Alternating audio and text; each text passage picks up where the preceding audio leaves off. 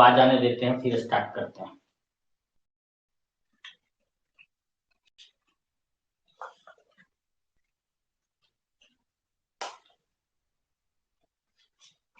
Mechanics.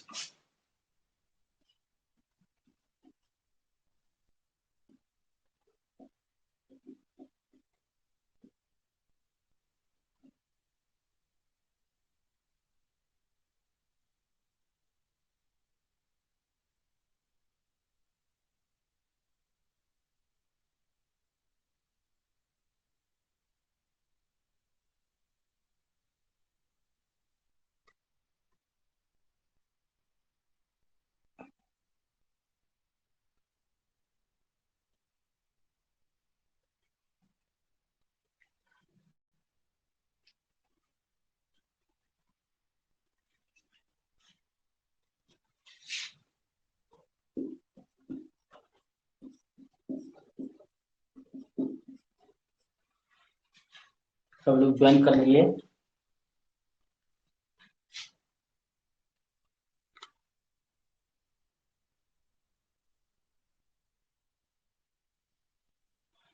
Angel, करिश्मा, आप लोग भी ज्वाइन कीजिए फास्ट।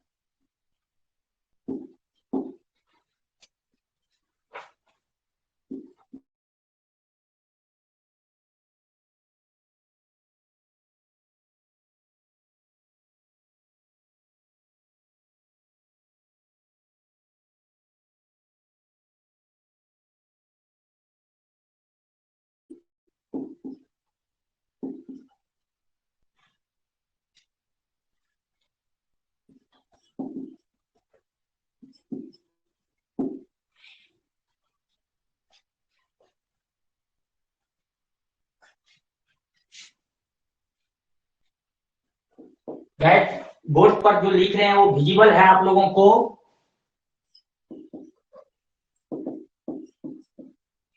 एक बार थोड़ा रिप्लाई कर दीजिए चैट बॉक्स में। राहुल, मनी,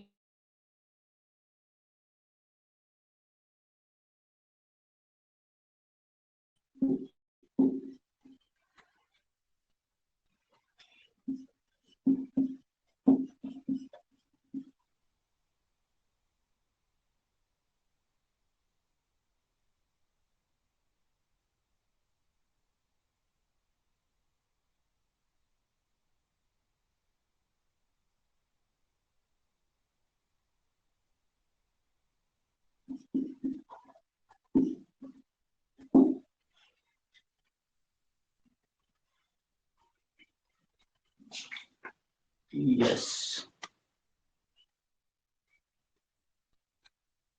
विजिबल है। गुड। ओके, अभी तक वो लोग ज्वाइन क्यों नहीं किए?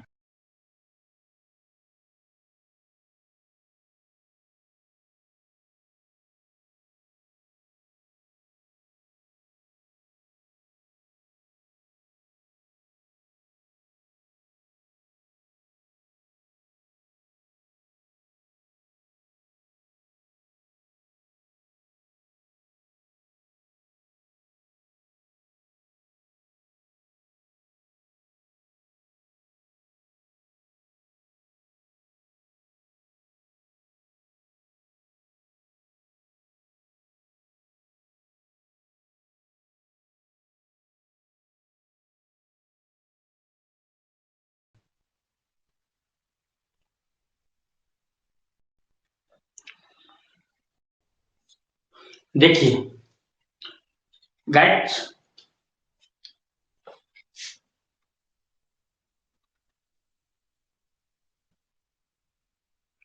ये क्या बोल रहा है? कृष्णा बोल रहा है थोड़ा कम। क्या कम कम दिख रहा है कृष्णा? कि पूरा पूरा विजिबल है? आराम से देखो, कंसंट्रेट करके तो सब हो जाएगा, सब दिखेगा।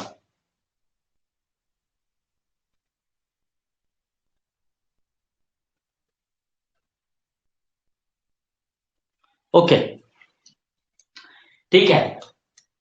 आज हम लोग ये जो मैकेनिक्स का पहला क्लास स्टार्ट किए हैं, राइट। मैकेनिक्स को पढ़ने के लिए आप ये मैकेनिक्स टॉपिक को पढ़ने के लिए किन किन कौन कौन सा स्टूडेंट एलिजिबल है, तो एक बात समझिए।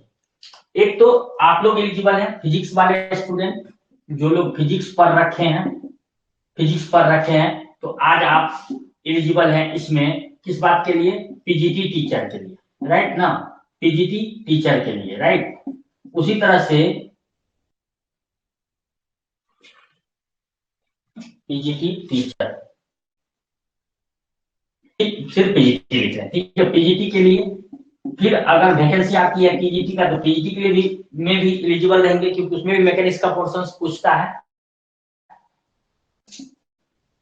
केंद्रीय विद्यालय में एग्जाम होती है, उसमें भी, नवोदय विद्यालय में एग्जाम होती है, उसमें भी, या किसी अदर स्टेट में पीजीटी लेवल का एग्जाम होता है किसी भी स्टेट में, तो उसमें आप एलिजिबल रहेंगे।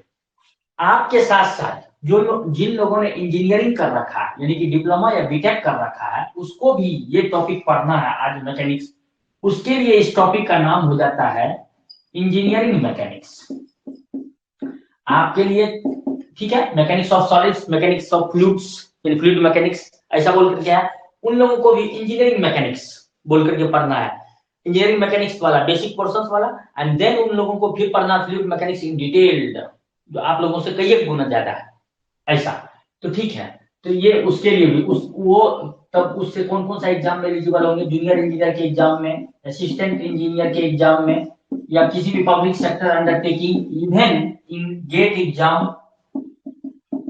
और कोई भी खास करके इंजीनियरिंग सर्विस एग्जाम जो लोग बीटेक वाले लिखते हैं, डिप्लोमा बीटेक वाले, वो देखिए, इंजीनियरिंग सर्विस और गेट का एग्जाम सिर्फ बीटेक वाले लिख सकते हैं, और असिस्टेंट इंजीनियर का एग्जाम कुछ पीएसयू जेई लेवल का होता है, कुछ पीएसयू ए लेवल का होता है, बीटेक लेवल। आप लोग भी गेट का एग्जाम लिख सकते हैं, आप लोग भी नेट का एग्जाम लिख सकते हैं। इन सारे चीजों में इन सब्जेक्ट का इंपॉर्टेंस समझिए, ठीक है, ऐसा। तो अब यहाँ हम लोग बात क्या करेंगे, देखिए, बहुत सारी छोटी छोटी फिजिक्स की छोटी छोटी बातें आप ऑलरेडी जान रहे होते हैं, राइट। तो जिसमें कि छोटी छोटी बातों को हम लोग जानते हुए आगे बढ़ने के लिए आज कोशिश करेंगे और पहुंचने का कोशिश करेंगे मैकेनिक्स तक। तो ये जो क्लास होने वाला है, ये इंपॉर्टेंट है डिप्लोमा वाले के लिए भी, ये इंपॉर्टेंट है बीटेक वाले के लिए भी, ये इंपॉर्टेंट है फिजिक्स से जो ग्रेजुएशन और एमएससी कर रखे हैं उनके लिए, पीजी कर रखे हैं उनके लिए, यानी कि डिफरेंट टीचिंग एग्जाम के पर्पस के लिए। तो बाय नोइंग दिस तथ्य, इन बातों को जानने के बाद एक और बात जान लें, खास करके आप लोग अगर पीजीटी वाले लोग के लिए इससे जो क्वेश्चंस आएंगे, लगभग 20 टू 30 क्वेश्चंस आ सकते हैं, क्वेश्चंस आ सकते हैं 20 टू 30 क्वेश्चंस। इस तो हर एक क्वेश्चन के लिए अपना मार्क्स है 2 मार्क्स का, तो उसे कोई दिक्कत नहीं है। फिलहाल हम लोग क्वेश्चन की बात करें, 20 से 30 क्वेश्चंस को आंसर करना है इन डिफरेंट टॉपिक्स को पढ़ करके, ठीक है, ओके। तो और यहाँ जो हम यूज करेंगे आपको जो पढ़ाने के लिए बोलेंगे, जैसे अभी हम बोल रहे हैं, इंग्लिश होगा, नहीं इंग्लिश होगा और नहीं हिंदी होगा, दोनों का मिक्सचर होगा। नोट्स आपको मिलेगा इंग्लिश में, इस तरह से बोर्ड पर लिखा करके आपको, और कुछ बोल करके भी, डिक्टेट करके भी लिखाएंगे, इस तरह से होगा। और होपफुली हम लोग अपने रिक्वायरमेंट के साथ, जैसे कि अगर मान लीजिए कि ये अगर आप लोग के लिए बात करें, 20 से 30 क्वेश्चंस का आंसर करना है, साथ ही साथ ये आंसर पूरा करने के लिए आपको पूरी मैकेनिक्स को जीना होगा, पूरी फिजिक्स को लर्न करना होगा, फिजिक्स के इस पोर्शन को आपको पूरी तरह से जीने की कोशिश करना होगा, ताकि आपका अच्छा स्कोर हो सके, राइट ना। तो स्टार्ट करें हम लोग, ओके, किया जाए स्टार्ट, यहां तक क्लियर है। अब आगे देखिए, और एक बात बोलना था, जो कोई भी लोग अभी जो पीजीटी है, लैब असिस्टेंट का एग्जाम है, इन सब एग्जाम को आप यहाँ पे लैब असिस्टेंट भी लिख ही दीजिए, that is very important, one second, lab assistant exam ना, लैब असिस्टेंट एग्जाम, इसके लिए भी जो लोग एलिजिबल हैं वो भी अभी पढ़ने वाले हैं ना ये। अब हम यहाँ एक और इम्पोर्टेंट बात जो करने वाले हैं वो समझिए, जो लोग अब तक अपना एप्स डाउनलोड नहीं किए हैं, DATC Ranchi NEET JEE PSC apps Play Store से डाउनलोड कर लीजिए। और अगर फ्लोलेसली लर्न करना है इस तरह से, तो हमारे साथ जुड़िए और हम लोग इस तरह से पढ़ेंगे। कुछ लेक्चर हमारा यूट्यूब पे अवेलेबल है। आप क्या कीजिए, यूट्यूब चैनल अगर आप अभी तक अपना सब्सक्राइब नहीं किए हैं आशीष टेक्निकल क्लासेस का, तो चैनल सब्सक्राइब कर लीजिए। वीडियो वहां देखिए, यूजफुल वीडियो आपके लिए है, उसको देख करके उसको वॉच कीजिए और लर्न कीजिए उससे, ठीक है ना। और अपने तक मत रखिए। अच्छा लगता है वीडियो, कंटेंट अच्छा लगता है वीडियो का, आप लाइक कीजिए, कमेंट कीजिए, उसका दोस्तों को भी शेयर कीजिए, ठीक है ना। चैनल को सब्सक्राइब जरूर कर लीजिएगा और बेल बटन प्रेस कर लीजिए, ताकि आने वाला सारा वीडियो आपको मिलता रहेगा, राइट ना। पूरा एकदम आग लगा देना है हम लोग को, ये बोलने के सेंस में, राइट। पढ़ के, लेकिन माचिस से नहीं आग लगाना है, पढ़ के आग लगाना है ना।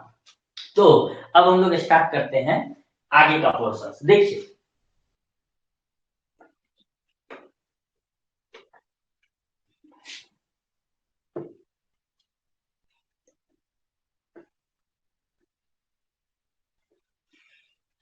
सबसे पहला बात मुझे याद आया कि मैं थोड़ा पूछ लूं आपको।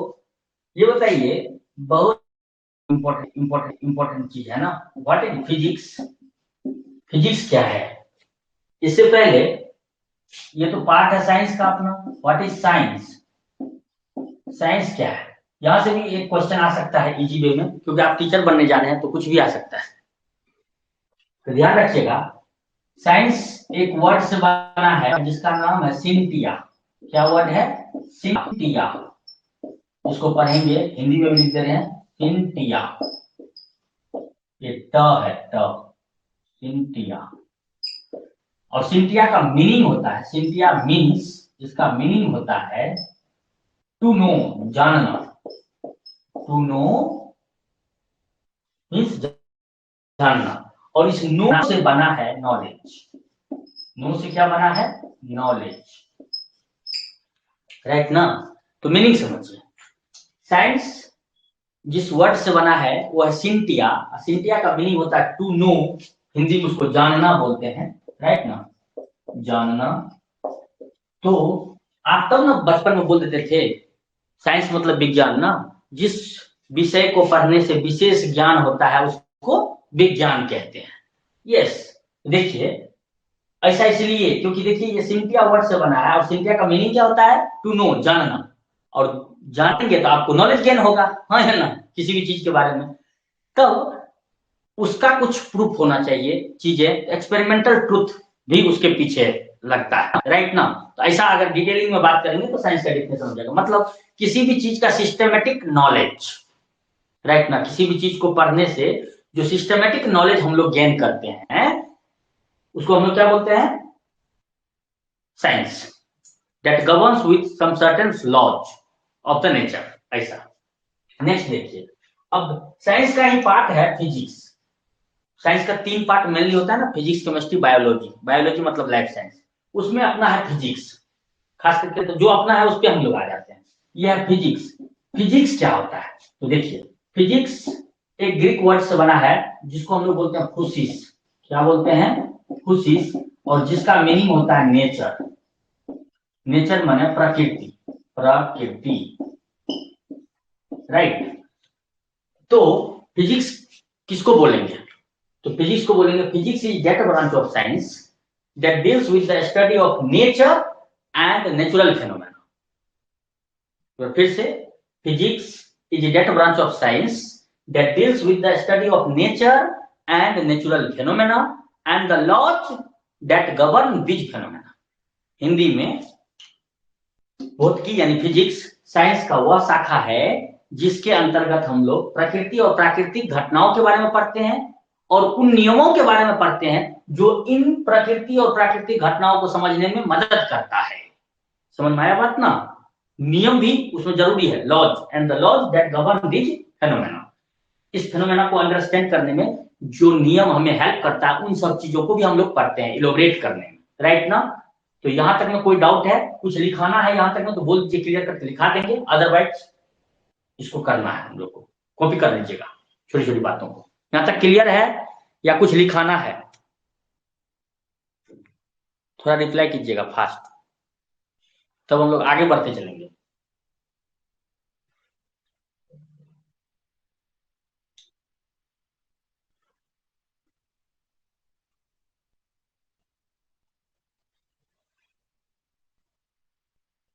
चैट बॉक्स में लिखिए, कोई डाउट यहाँ तक, आगे बढ़े, कुछ लिखाना है डिफिनेशन वगैरह बोलिएगा तो मैं लिखा दूंगा, अदरवाइज अगर क्लियर है तो छोड़ूंगा इसको, आगे बढ़ेंगे हम लोग।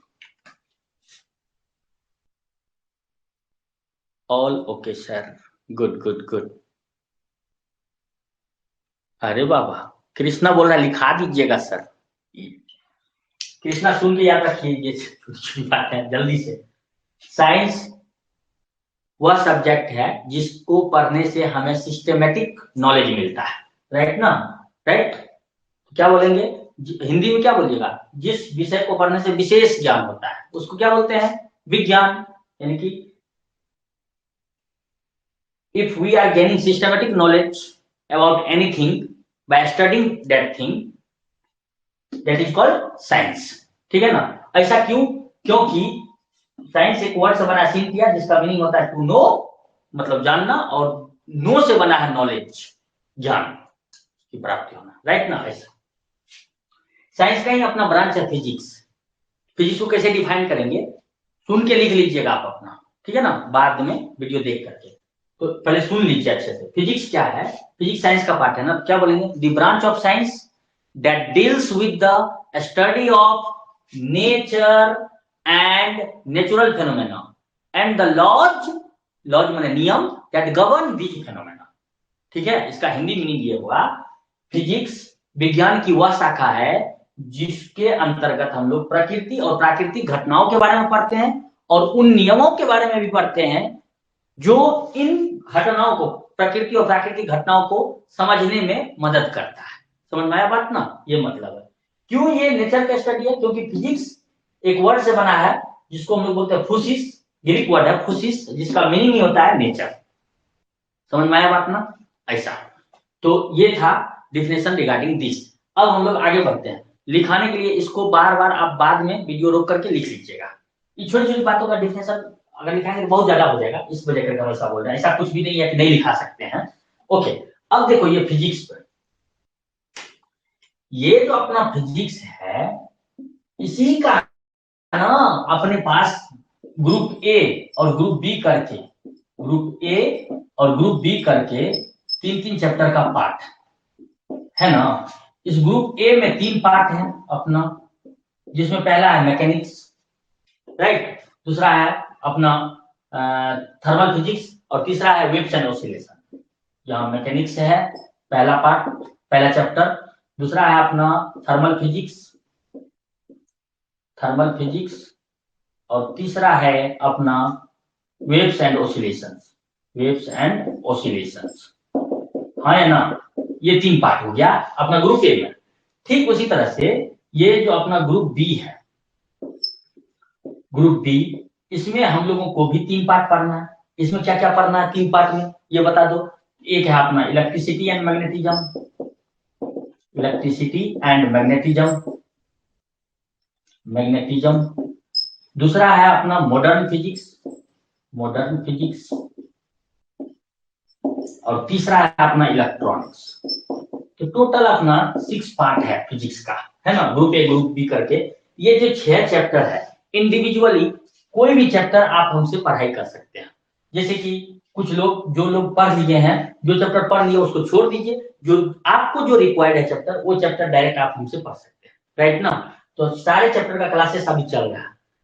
ये इलेक्ट्रिसिटी एंड मैग्नेटिज्म का चल रहा है अपना, अपना ये मैकेनिक्स का चल रहा है, अपना थर्मल फिजिक्स का चल रहा है, अपना इलेक्ट्रॉनिक्स का भी चल रहा है, अपना मॉडर्न फिजिक्स का भी, अपना वेव्स एंड ऑसिलेशन का भी। जो पढ़ना है आप वो ज्वाइन कर सकते हैं, कोई दिक्कत नहीं, इंडिविजुअल पर चैप्टर आप पेमेंट करके, राइट ना, ऐसा। ओके, आज हम लोग जो इसमें हम लोग कौन सा सेक्शन पढ़ने वाले हैं, देखिए मैकेनिक्स, राइट ना। इसमें हम लोगों का क्या है सेक्शन आज, वो है मैकेनिक्स। तो हर एक सेक्शन इंपॉर्टेंट है, आप किसी को भी हल्के में नहीं ले सकते हैं, ठीक है ना, ऐसा।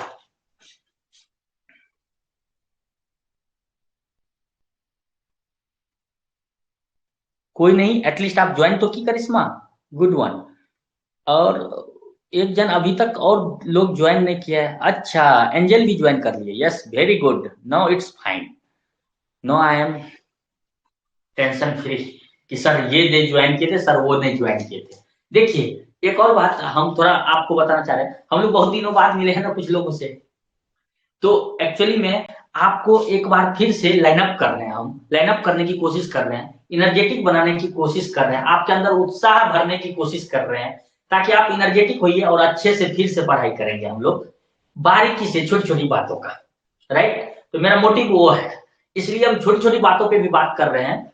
तो ऐसा नहीं कि सर मतलब ज्यादा जा रहा, टेंशन नहीं लेना है सर, ज्यादा जाएंगे ही जाएंगे, क्योंकि आपके टॉपिक वाले बात पे और ज्यादा जाएंगे सर, ठीक है ना, ताकि आप एनर्जी से पूरा भरा पड़ा रहेंगे और अपने एनर्जी को पॉजिटिव वाइब के रूप में सही डायरेक्शन में यूज करेंगे, और हम लोग ऑटोमेटिकली रिजल्ट लेकर आएंगे। पहले अच्छा लर्निंग हो जाए तो रिजल्ट तो आएगा ही आएगा, रिजल्ट के बारे में हम लोग को नहीं सोचना। एक और बात, अभी जो लोग भी अभी ज्वाइन किए हैं या फिर तैयारी करेंगे, उन लोगों को सिर्फ अपने पढ़ाई के ऊपर फोकस करना है। यू हैव सफिशिएंट टाइम, आप इस पढ़ाई पे फोकस कीजिए, रिजल्ट के बारे में मत सोचिए क्या होगा नहीं होगा, वो एग्जाम देने के बाद अपने आप आ जाएगा। तो पहले हम लोग अच्छा कंटेंट बनाने की कोशिश करते हैं अपने अंदर, से हम लोग आंसर करने पाएंगे एग्जाम में। राइट, ऐसा। तो अब ये सारा चीज हमने आपको इलोबरेट कर दिया, इन सारे चीज को मिला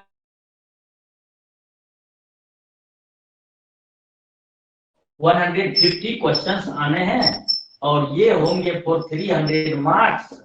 राइट ना, इस क्वेश्चन के लिए 2 मार्क्स ना, and there is no negative marking, ऐसा भी है।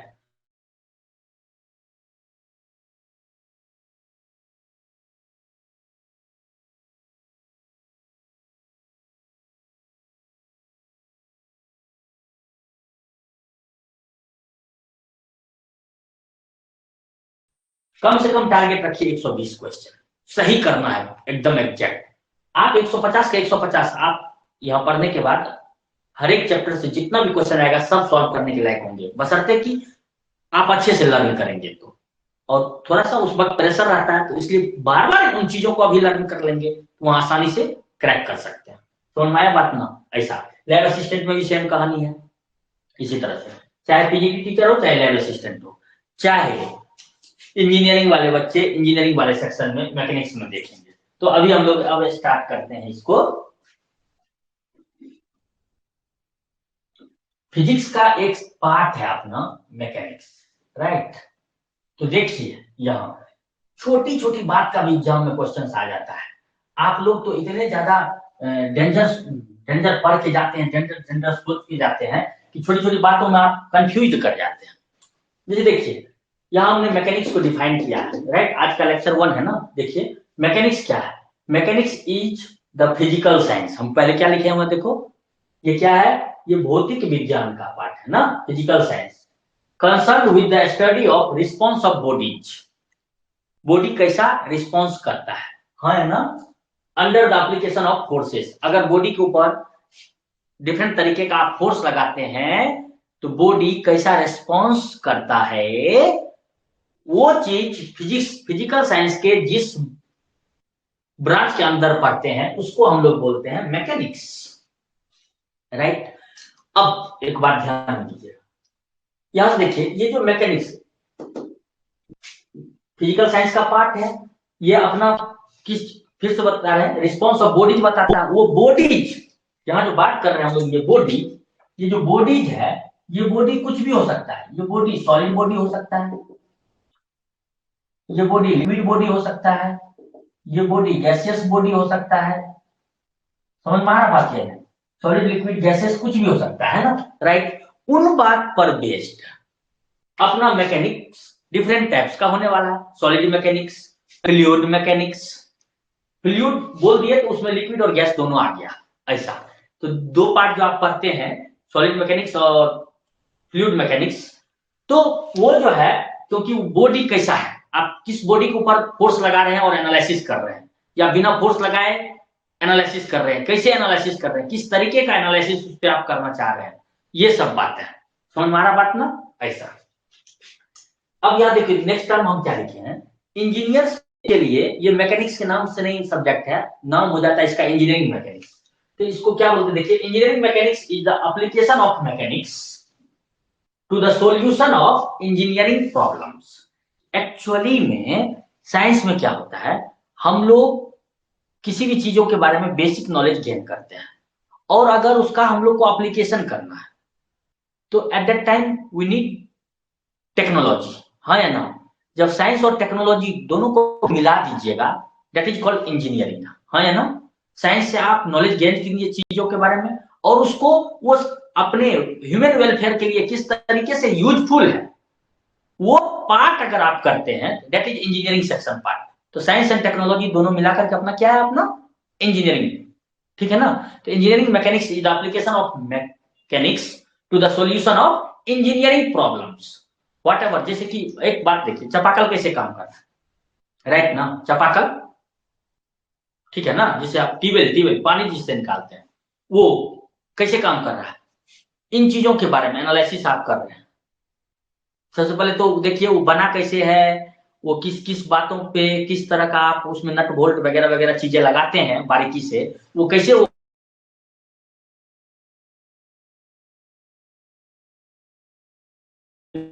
वेलफेयर के लिए यूजफुल होने वाला है, ऐसा। ओके, यहाँ तक क्लियर है अपना, जो बोर्ड पे लिखा है क्लियर है, कॉपी, देन आगे बढ़ेंगे।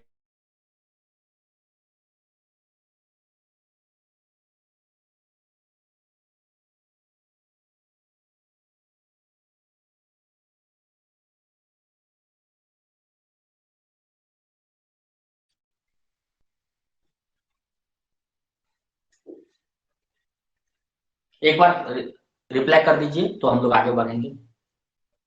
बोर्ड पे लिखा चीजें दिखना चाहिए आपको क्लियरली, और होपफुली आप अब तक एंजॉय किए होंगे चीजों को। अब आगे बढ़ते हैं हम लोग, जल्दी बोलिए। हेलो गाइज, आगे बढ़ें, चैट बॉक्स में लिखिए डियर।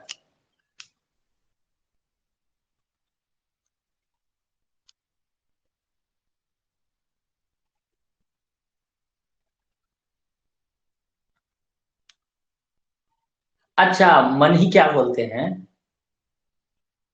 मनी बोले, मनी, वो जो अपना चैप्टर था ना वेव्स और,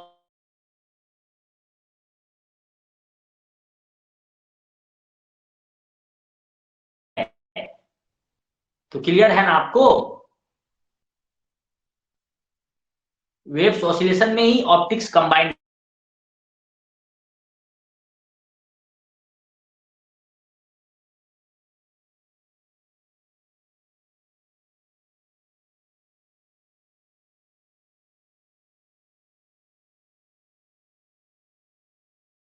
उस तरह से हम लोग डिफाइन किए हुए हैं।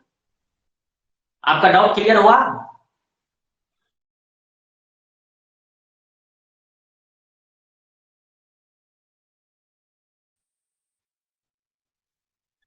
लाइट के बिना हम लोग कैसे एक दूसरे को देख पाएंगे, है ना।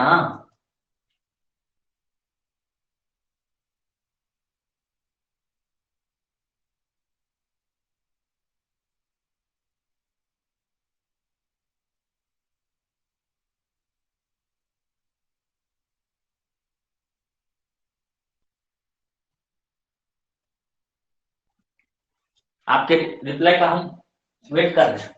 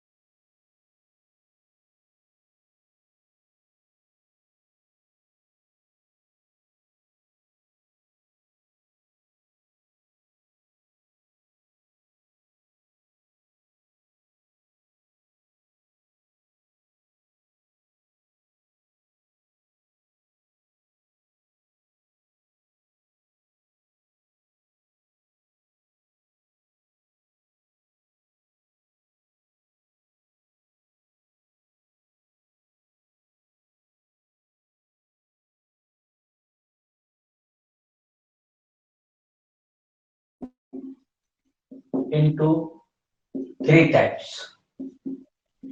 3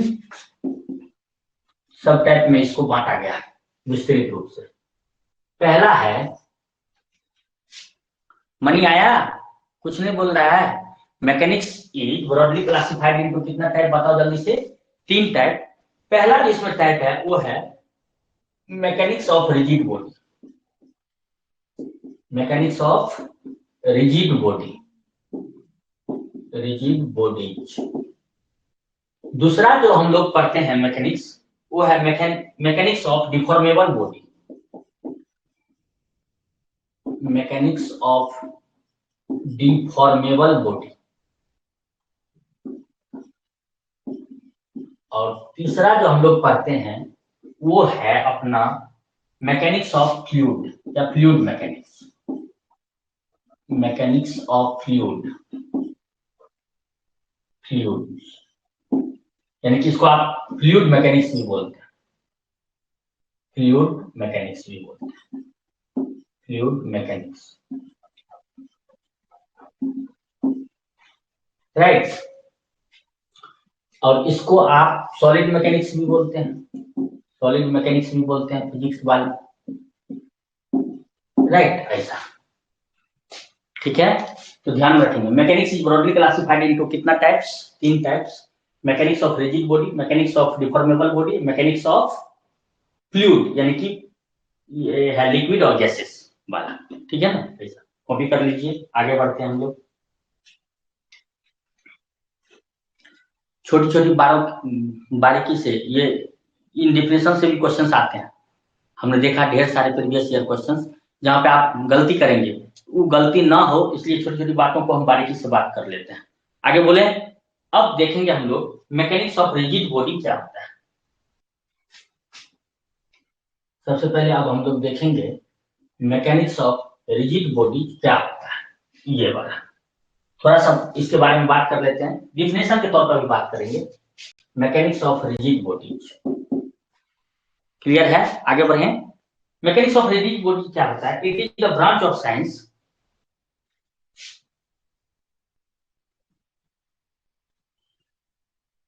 आपका ऑप्टिक्स भी वेव और ऑसिलेशन में ही आता है, ये क्लियर है ना। इसलिए पूरी फिजिक्स में सब कुछ है, वो 6 पार्ट में सारा समाहित है। आप यहाँ देखिए, अभी हम लोग बात किए mechanics is broadly classified into 3 types, उसमें पहला क्या है, मैकेनिक्स ऑफ रिजिड बॉडी। ये क्या होता है इसके बारे में एक लाइन में लिख लीजिए, it is the branch of, it is the branch of physical science, physical science, right, it is the branch of physical science which deals with the, which deals with the, it is the branch of physical science which deals with the study of bodies, studies of bodies, studies of bodies that do not undergo any deformation, that do not undergo any deformation, deformation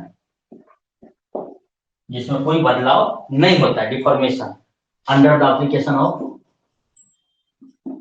under the application of, under the application of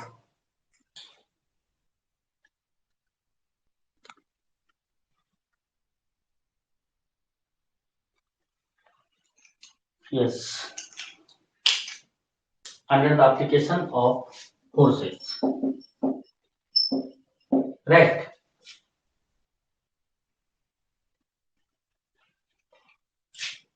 देखिए mechanics of rigid body कैसे define करेंगे, it is the branch of physical science, या science भी बोल सकता है, यहाँ पे कभी कभी साइंस भी लिखा रहता है, टेंशन नहीं लेना। It is the branch of physical science which deals with the studies of bodies that do not undergo any deformation under the application of forces। ये फिजिकल साइंस का वैसा ब्रांच है जिस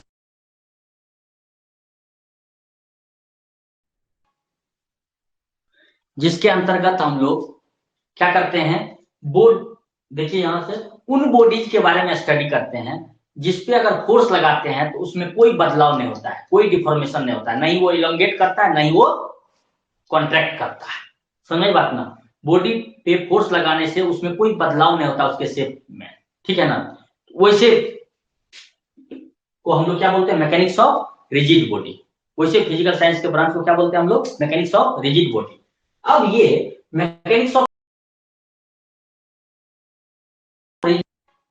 मैकेनिक्स ऑफ रिजिड होता है ना, वो further अपना दो तरह का होता है। ये further it is classified into two types. It is further classified into two types. इसके दो टाइप्स, एक को हम लोग बोलते हैं एस्थेटिक्स, एक को हम लोग क्या बोलते हैं, एस्थेटिक्स, और दूसरे को हम लोग बोलते हैं डायनामिक्स। डायनामिक्स, ठीक है, एस्थेटिक्स एंड डायनामिक्स। अब एक लाइन में ये जान लेंगे कि एस्थेटिक्स क्या है, और फिर एक लाइन में क्या जान लेंगे, डायनामिक्स क्या है। अभी हम लोग मैकेनिक्स ऑफ रिजिड बॉडी के बारे में बात कर रहे हैं, ये बेसिक डिफिनेशन है, यहाँ से भी क्वेश्चंस आते हैं, हम बार बार बोल रहे हैं। अब ये अपना एस्थेटिक्स क्या होता है, एक लाइन में डिफिनेशन अगर हम लोग लिखे, ये है, it is the branch of mechanics, it is the branch of mechanics, branch of mechanics, right, which deals with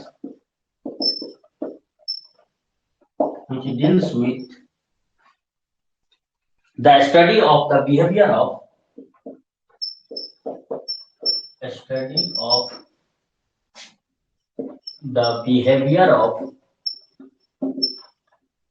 study of the behavior of bodies, right ना, behavior of bodies और particle,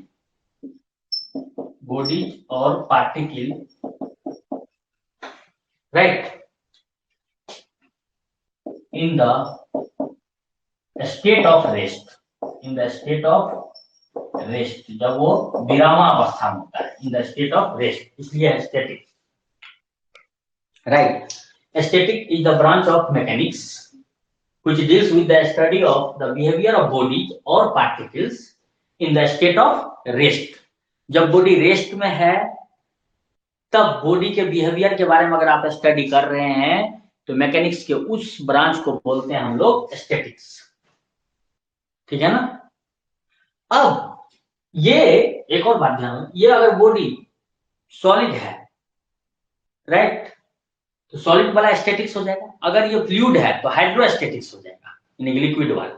समझ में आई बात ना, ऐसा उस तरह से डिफाइन करते हैं, depending upon the types of body, ये एस्थेटिक्स के डिफरेंट टाइप्स, राइट ना। अगर सॉलिड में तो सॉलिड वाला, अगर लिक्विड है यानी कि फ्लूइड है तो फ्लूइड वाला, ऐसा।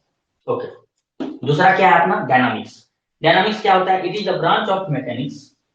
डायनामिक्स के बारे में अगर हम लोग लिखें, क्या लिखेंगे, it is the branch of mechanics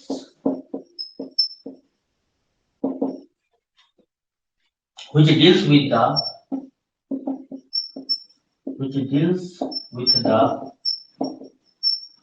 study of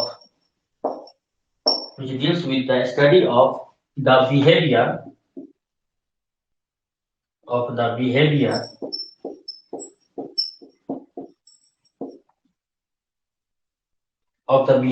bodies of particles, of behavior of bodies or particles,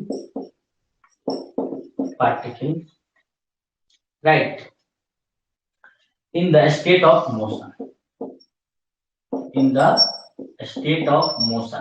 जब स्टेट ऑफ मोशन, जब वो गति की अवस्था में होता है तब, तो उसको क्या बोलते हैं, डायनामिक्स। जब बॉडी अगर या पार्टी की गति की अवस्था में है तब उसके बर्ताव के बारे में स्टडी करते हैं मैकेनिक्स के जिस ब्रांच के अंतर्गत, उसको हम लोग बोलते हैं डायनामिक्स। तो क्या हम लोग बोलते हैं? डायनामिक्स। ऐसा। अब आगे बात करें हम लोग, यहां तक क्लियर है? यहां तक में कोई डाउट है या आगे बढ़े?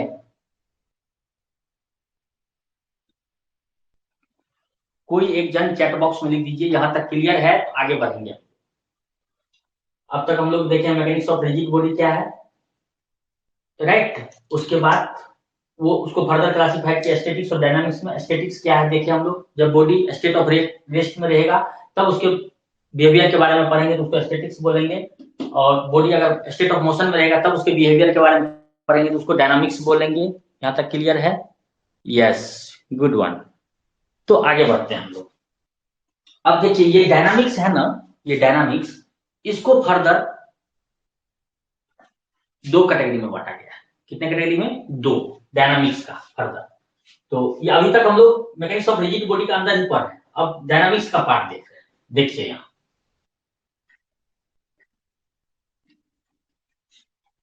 इसी में आप इसी तरह से लिखते जाइएगा जिस तरह से लिखा है। यहाँ से एक दो डिफिनेशन कभी कभी पूछ देता है आपको, आसानी से आप आंसर कर पाएंगे अगर जान रहे हैं तो, वरना आप उल्टा पुल्टा आंसर करके आएंगे और सारा अनर्थ हो जाएगा। पहले एक्चुअली में हम लोग कोई भी जो ये मैकेनिक्स में टॉपिक जो है उसको पहले उसका मीनिंग समझेंगे ना, तभी जाकर के हम लोग अच्छे से उसको रियलाइज कर सकते हैं, उसको हम लोग अच्छे से समझने की कोशिश कर सकते हैं। अब देखिए यहाँ पे नेक्स्ट लाइन नीचे आप लिखिएगा, डायनामिक्स इज further classified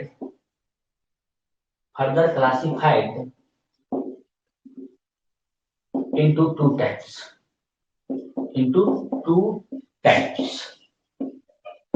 इसको दो भाग में बांटा गया।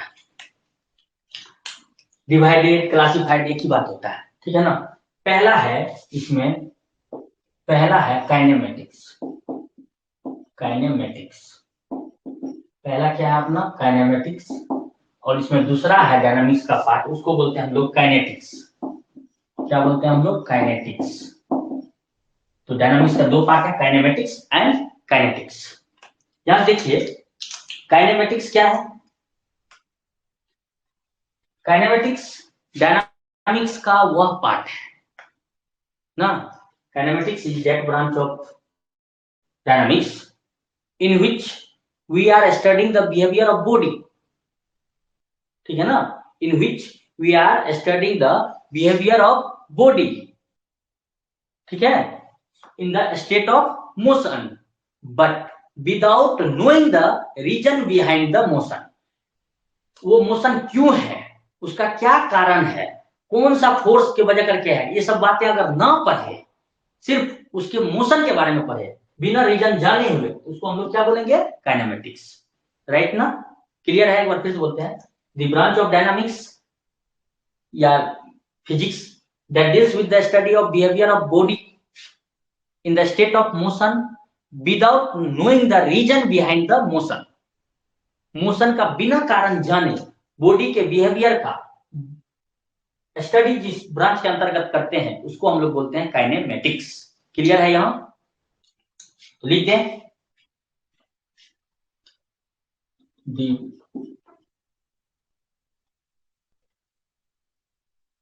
अच्छा इसे डायरेक्ट एक लाइन में, इट डील्स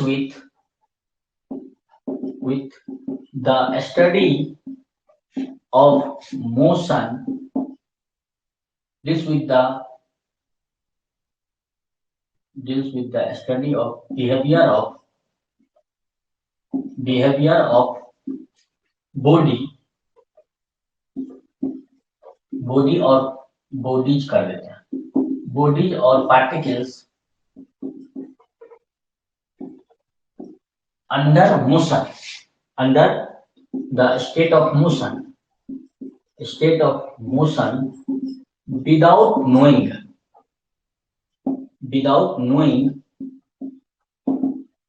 the reason या cause behind the motion। Behind the motion. Motion का क्या कारण है उसको बिना जाने अगर बॉडी के बिहेवियर के बारे में अंडर मोशन स्टडी करते हैं तो उसको हम लोग बोलते हैं काइनेमेटिक्स। क्लियर है? नेक्स्ट है काइनेटिक्स। इसमें क्या करते हैं, ये यहाँ सेम होगा, यहाँ क्या बोलेंगे, विथ नोइंग द रीजन, बस यही चेंजमेंट होने वाला। Kinetics it deals with the study of behaviour of bodies और particle under the state of motion by knowing the reason behind the motion. Motion का कारण इसमें जानते हैं तब काइनेटिक्स बोल देते हैं। तो लिख देंगे it deals with the study of behavior of bodies or particle under the state of motion by knowing the reason या काउच बिहाइंड द मोशन, उस मोशन का क्या कारण है उसके बारे में भी पढ़ते हैं तो इसको काइनेटिक्स बोल देते हैं। क्लियर है? ये छोटी छोटी बातें थी, इसको नोट डाउन कर लीजिए जल्दी से, आगे बात करेंगे हम लोग।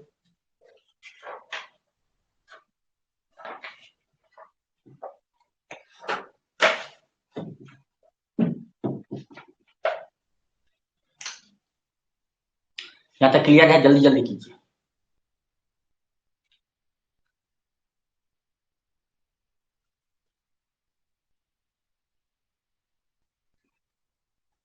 सबको होपफुली क्लियर होगा।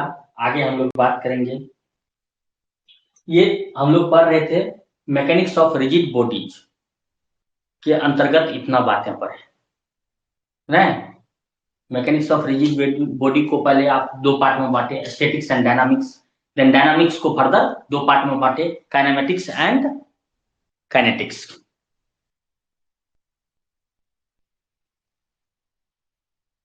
ठीक है, जिसका नेट खत्म हो गया वो बाद में कर लीजिएगा, जो लोग कर रहे हैं उसके लिए आगे बढ़े हैं ये बताइए। आप लोग ध्यान रखिए, अब जब आप ऑनलाइन क्लासेस कर रहे हैं तो नेट को बचा के रखिए। फालतू का व्हाट्सएप, सोशल मीडिया वगैरह वगैरह जितना है, टिंडर वगैरह वगैरह, ट्विटर पे जाने की जरूरत नहीं है, फेसबुक वगैरह पे। आपको नेट बचा करके क्लासेस अटेंड करना है, देन स्टडी करना है, अनवांटेड डाटा यूज नहीं करना है। नेक्स्ट है अपना, यहाँ अब हम लोग बात करेंगे मैकेनिक्स ऑफ, ब्रॉडली क्लासिफाइड तीन टाइप में किए थे। पहला हम लोग अभी देख रहे थे मैकेनिक्स ऑफ रिजिड बॉडी के बारे में, उसको फिर डिटेल में देख लिए हम लोग क्या क्या ब्रांच उसका हो सकता है। अब हम लोग दूसरा देखेंगे mechanics of deformable body.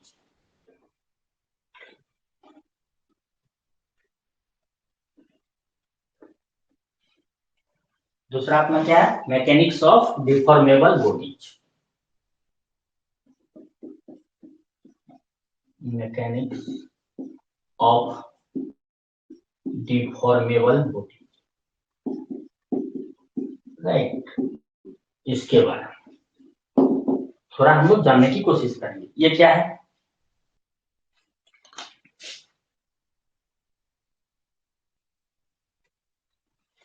Mechanics of deformable bodies क्या है, लेकिन it is the branch of physical science, it is the branch of physical science,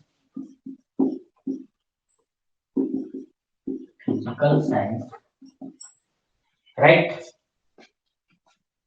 which deals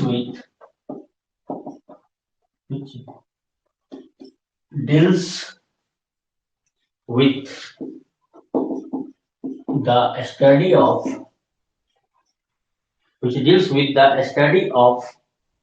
bodies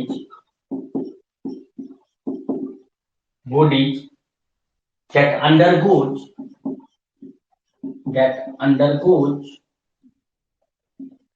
deformation that undergoes deformation, जिसमें बदलाव होता है under the application of forces,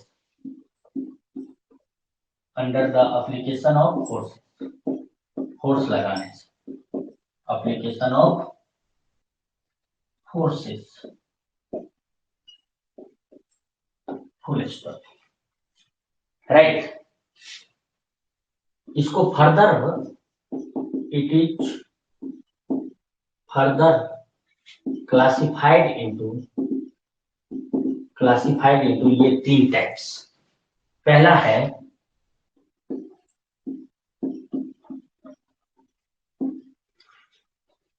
strength of material, strength of material, ये engineer के लिए सोम नाम का subject से बहुत ही पॉपुलर है। दूसरा theory of plasticity, theory of plasticity, plasticity. तीसरा हम लोग देखते हैं theory of elasticity, theory of elasticity. Elasticity आप लोग भी पढ़ते हैं, हुक्स लॉ ऑफ इलास्टिसिटी ना, उसमें डिफरेंट मॉडुलस आता है, यंग्स मॉडुलस ना, Young's modulus of elasticity, bulk modulus of elasticity, rigidity modulus of elasticity, Poisson's ratio, ये सब चीजें आता है इसमें इलास्टिसिटी, राइट ना। तो मैकेनिक्स ऑफ डिफॉर्मेबल बॉडी उसमें 3 सब कैटेगरीज होते हैं। स्ट्रेंथ ऑफ मटेरियल सोम के रूप में, थ्योरी ऑफ प्लास्टिसिटी, प्लास्टिसिटी क्या है, प्लास्टिक क्या है, प्लास्टिसिटी बिहेवियर क्या है, वगैरह वगैरह। थ्योरी ऑफ इलास्टिसिटी, इसमें डिफरेंट मॉडुलस ऑफ रिजिडिटी के बारे में हम लोग ना, elasticity different modulus of elasticity के बारे में पढ़ते हैं, यंग्स मॉडुलस, बल्क मॉडुलस, आपको याद हो तो रिजिडिटी मॉडुलस, पॉइजन्स रेशियो, ये सब चीजों के बारे में, कंप्रेसिबिलिटी फैक्टर एंड वगैरह वगैरह के बारे में इसमें, राइट ना। ये है अपना mechanics of deformable body in detail. ये स्ट्रेंथ ऑफ मटेरियल जब पढ़ेंगे, थ्योरी ऑफ प्लास्टिसिटी अगर होगा सिलेबस में तो पढ़ेंगे, थ्योरी ऑफ इलास्टिसिटी ये भी होगा अगर सिलेबस में तो ये भी पढ़ेंगे, हम लोग यूज करेंगे। ओके, अब तीसरा जो मैकेनिक्स का पार्ट है वो है अपना mechanics of fluids. May I rub this, क्या मैं इसे मिटा दूं?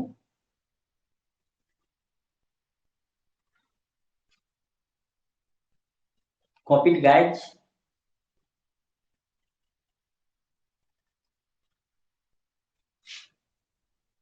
Hopefully yes, आप लोग कॉपी कर लिए होंगे। यस, अब हम लोग देखेंगे तीसरा जो है अपना मैकेनिक्स का part.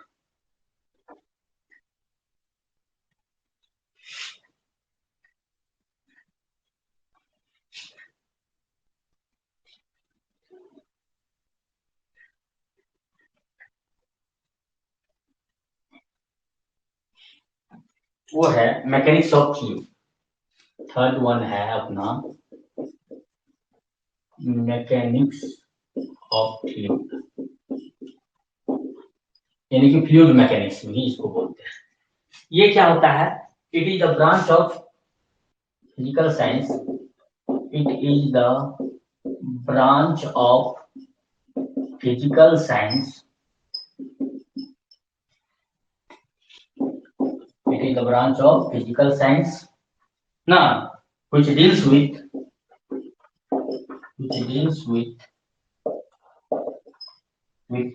the study of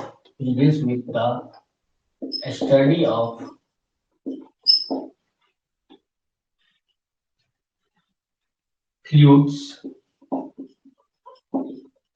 behavior,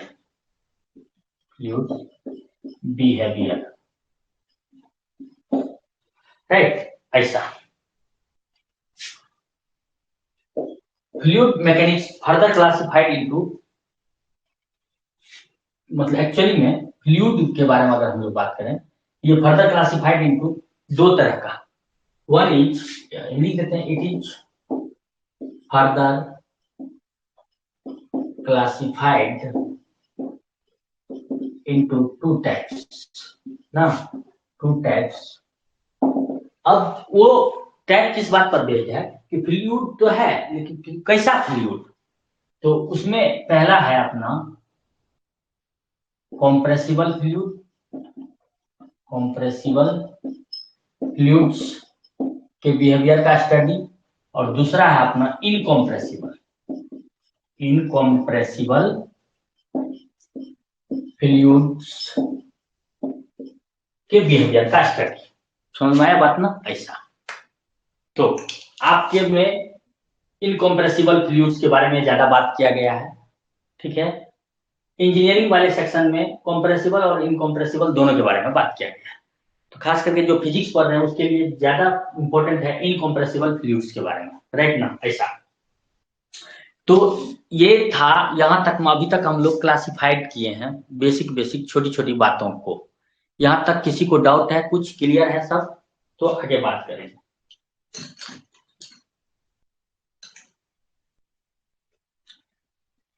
बोलिए क्विकली, किसी को कोई डाउट है यहां तक या सारा क्लियर है?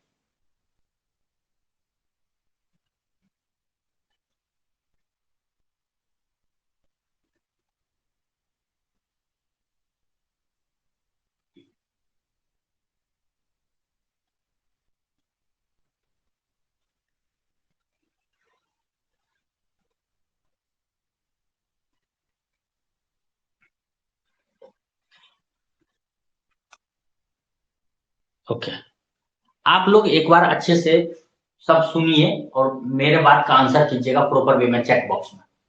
देखिए, हम आपसे ये पूछ रहे हैं, क्या मैं छोटी छोटी बेसिक को कवर करते हुए चलूं या फिर डायरेक्ट आपके सिलेबस में जो लिखा हुआ है वहां से शुरू करूं? आपके सिलेबस में लिखा है conservation laws, collision, impact parameter, scattering cross section, centre of mass and lab system with transformation of physical quantities. Direct यहां से शुरू करें, मतलब कंजर्वेशन लॉज वगैरह से, या छोटी छोटी बातों को बताते हुए चले? जल्दी से बोलिए।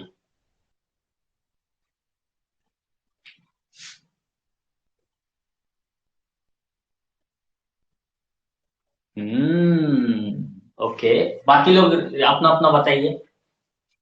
I will go with the majority. अगर आप सब बेसिक जान रहे हैं, जैसे कि आज हम जितना बात अभी बोले डेफिनेशन में, अगर ये आप जिसको थोड़ा बहुत कंफ्यूजन होगा आज होपफुली दूर हो गया होगा। अगर फिर भी अगर ये सब चीजें आपको आ ही रहा है तो हम डायरेक्ट टॉपिक पे चले जाएंगे।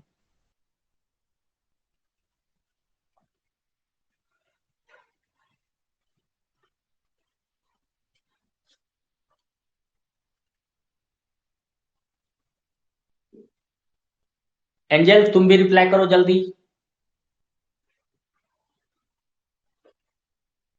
कैसे पढ़ना है?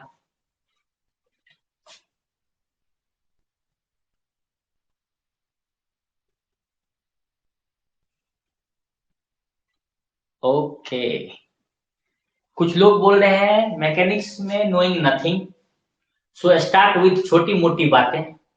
Also I have to cover each and everything, right? बोलने का मतलब ये है। तो हम लोग ऐसा करते हैं, अब देखिए अपने पास, तो ऐसा करेंगे कि अपने पास इसको दो पार्ट में, यानी कि वो जो आप देख रहे हैं सिलेबस में जो लिखा है, क्या लिखा है? कंजर्वेशन लॉ, कोलिजन एंड वगैरह वगैरह, इम्पैक्ट पैरामीटर, ये सब चीजें तक पहुंचने के लिए हम लोग को थोड़ी भूमिका बांधनी होगी, थोड़ी बेसिक्स बनाना होगा। वो हो सकता है एक दो लेक्चर चला जाए, ठीक है?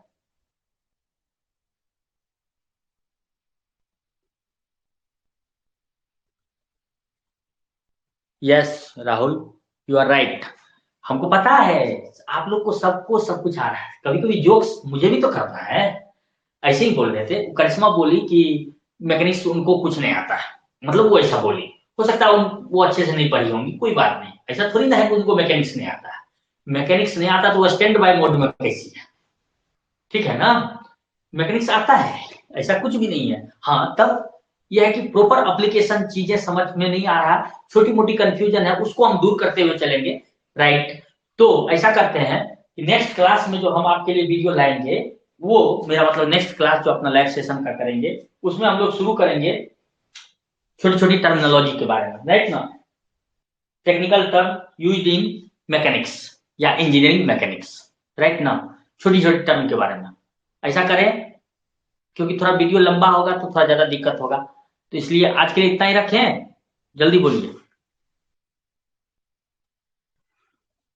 तो हम लोग कल के क्लास में इसको वेरी बिगिनिंग से स्टार्ट करेंगे, छोटी मोटी बातों से।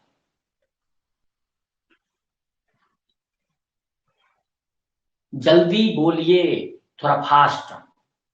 आज के लिए इतना ही रखें।